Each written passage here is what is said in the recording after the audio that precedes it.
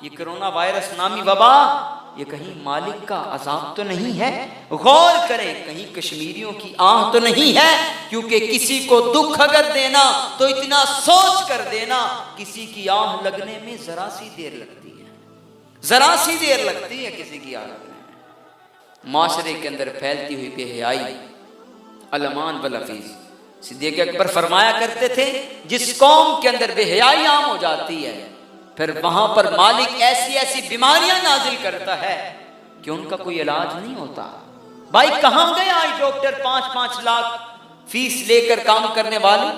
کہاں گئے بڑے بڑے طاقتور اور بڑے بڑے عہدے داران جو بڑی باتیں کرتے تھے، جن کو اپنے عہدوں پر مان تھا بھائی ہمیں کیا ہوگا، ہم بیمار نہیں ہو سکتے۔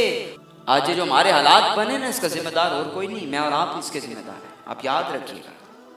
ہم تو پیغام دیتے رہے بھائی بیدار ہو جاؤ، بیدار ہو جاؤ، خدا کے لیے بیدار ہو جاؤ۔ کشمیر کے اندر ٹکڑے ہوتے رہے، برما کے اندر بچیوں کے کباب بنا بنا کر کھائے جاتے رہے، لیکن یہاں پر کسی کو کوئی ان کے کان پر جوں تک نہ رینگی، بلکہ وہاں پر ٹکڑے ہوتے تھے، یہاں پر کرکٹ میچ ہو رہے تھے۔ مجھے بتاؤ پھر رب کا عذاب نازل نہیں ہوگا تو پھر کیا ہوگا؟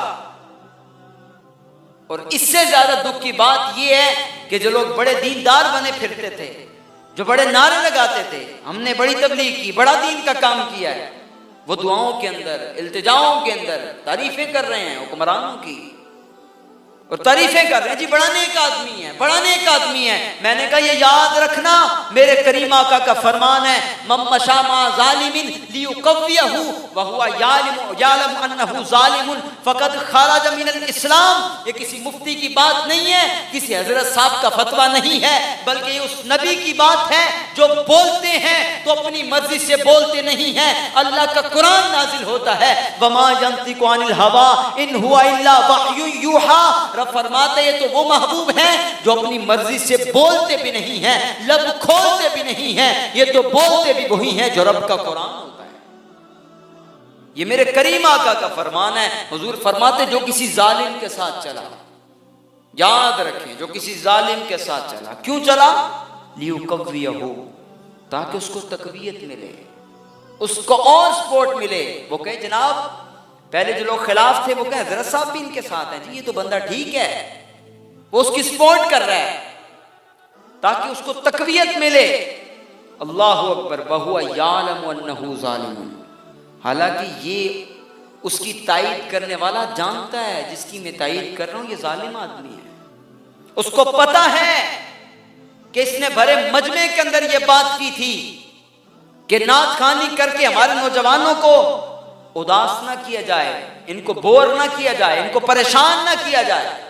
وہ جانتا ہے کہ جس کی یہ تعریف میں کر رہا ہوں اس شخص نے کہا تھا، اس عاشق رسول کے بارے میں کہا تھا جس کے جنازے کے اندر 60 لاکھ بندے آ گئے تھے، اس کے بارے میں کہنے لگا کہ معاذ اللہ گورنر کے قاتل کو ہیرو بنا دیا جاتا ہے۔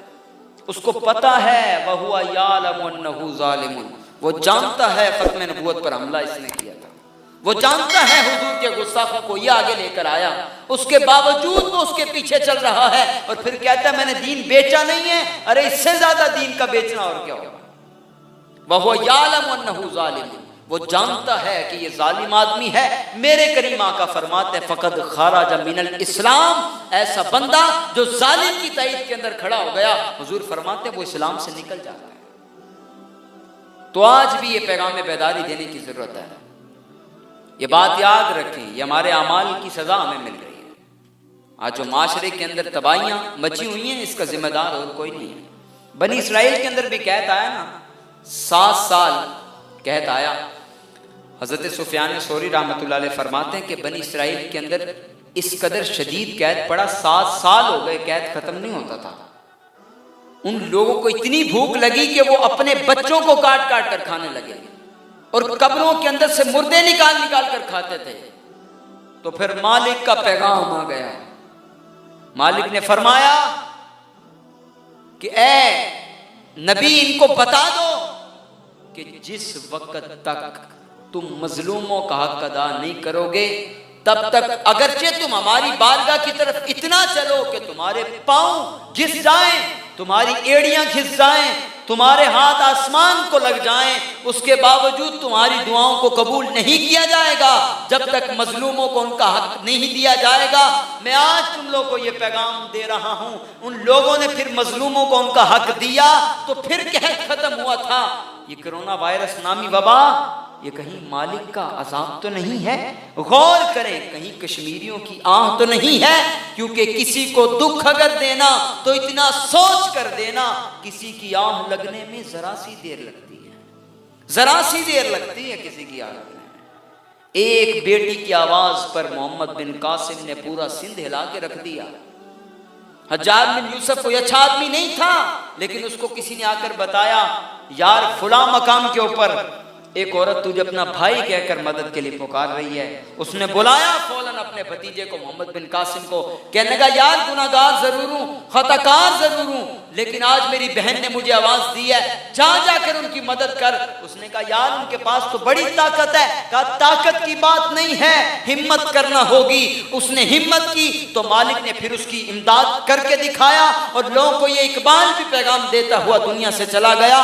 کہتا ہے زور بازو آزما شکوا نہ کر صیاد سے، آج تک کوئی قفس ٹوٹا نہیں فریاد سے۔ اقبال کہتا ہے مجھے بتا آج تک کوئی پنجرا پرندے کی فریاد کی وجہ سے ٹوٹتا نہیں ہے، زور بازو آزمانا ہوگا، تمہیں بیدار ہونا ہوگا۔ کہتے جی اس وقت تو فرشتوں کا نزول ہو گیا تھا، آج ہم کیا کریں؟ میں نے کہا فضائے بدر پیدا کر، فضائے بدر پیدا کر، فرشتے تیری نصرت کو اتر سکتے ہیں گردوں سے، کتار اندر کتار اب بھی۔ اقبال کہتا ہے آج بھی بدر والی فضا پیدا کر لے تو وقت دور نہیں ہے کہ آج بھی مالک تیری مدد کے لیے فرشتوں کا نزول کر دے گا، آج بھی فرشتوں کا نزول ہو سکتا ہے، لیکن ہمیں بیدار ہونا ہوگا۔ اور خاص طور پر معاشرے کے اندر پھیلتی ہوئی بے حیائی، الامان والحفیظ، صدیق اکبر فرمایا کرتے تھے جس قوم کے اندر بے حیائی عام ہو جاتی ہے پھر وہاں پر مالک ایسی ایسی بیماریاں نازل کرتا ہے کہ ان کا کوئی علاج نہیں ہوتا۔ بھائی کہاں گئے آج ڈاکٹر 5-5 لاکھ فیس لے کر کام کرنے والے؟ کہاں گئے بڑے بڑے طاقتور اور بڑے بڑے عہدے داران جو بڑی باتیں کرتے تھے، جن کو اپنے عہدوں پر مان تھا؟ بھائی ہمیں کیا ہوگا، ہم بیمار نہیں ہو سکتے، ہمیں تو کوئی بہت مہنگا ڈاکٹر بھی بلانا پڑا نا تو بلا لیں گے، ہمارے پاس پیسوں کی کمی نہیں ہے۔ لیکن بات پیسوں کی نہیں ہے، اللہ قرآن کے اندر فرما رہا ہے اِنَّ بَطْشَ رَبِّكَ لَشَدِيدٌ، کہا سنو رب کی لاٹھی بھی آواز ہے، جب وہ پڑتی ہے تو پھر کوئی بھی بچ نہیں سکتا ہے، پھر حکمران کہلانے والے، پھر بڑے بڑے طاقتور اس کے سامنے سر کو جھکا دیتے ہیں، اور مالک تم سے پوچھ رہا ہے بتاؤ دنیا والو لمن الملک اليوم، آج کے دن کس کی بادشاہی ہے؟ تم نعرے لگاتے تھے، اب بتاؤ ان بطش ربک لشدید، بے شک تمہارے رب کی پکڑ بڑی سخت ہے، جب وہ کسی کو پکڑ لیتا ہے تو پھر وہ چھوڑتا نہیں ہے۔ اس لیے آج باز آ جاؤ، آج اپنے اعمال کو درست کرو، آج اپنا طرز معاشرت تبدیل کرنا ہوگا، مجھے اپنے انداز زندگی کو بدلنا ہے، آپ کو اپنا انداز زندگی بدلنا ہوگا، پھر کائنات کے اندر سے یہ تمام مشکلات ختم ہو جائیں گی۔ لیکن جب ہم نے ان باتوں کو چھوڑا، ان سے دور ہو گئے، تو آج دیکھیں پھر حال کیا بن رہا ہے۔ میں نے کہا مجھے بتاؤ نا، اب تو بڑے بڑے حکمرانوں کو یہ بیماری نے گھیر لیا، ان کی طاقت کہاں گئی، ان کا عہدہ کہاں چلا گیا؟ ارے کہاں گیا وہ نمرود جو اپنی طاقت پر مان کرتا تھا؟ وہ رب بڑا غیور ہے، ایک لنگڑے مچھر سے اس کو مروا کر دنیا والوں کو بتایا تھا کہ خدائی کا دعویٰ کرنے والے، اپنی طاقت پر مان کرنے والے، یاد رکھنا لمن الملک اليوم، بتا آج کے دن کی بادشاہی کس کے پاس ہے۔ اب تو فریاد کر اپنے مال سے، اب اپنی دولت سے التجا کر، لیکن کوئی تجھے بچا نہیں سکتا ہے۔ ارے کہاں چلا گیا فرعون، کہاں گیا حامان، کہاں گیا قارون، کہاں گیا اپنی طاقت پر مان کرنے والا ابو جہل جو اتراتا پھرتا تھا؟ کہاں گیا ابو لہب، کہاں گیا عتبہ، کہاں گیا شیبہ، اور کہاں گیا حضور کے خلاف جسارت کرنے والا؟ ارے بات ایک ہے کہ بے پروائی ویک سجن دی، جتھے کسے دی پیش نہ جاوے، اوے انہیں تاجاں والے در در رولے تے منگتے تخت بٹھاوے، آزم کسے نو کارا ملدا ہی کوئی کعبیوں کھا لیا۔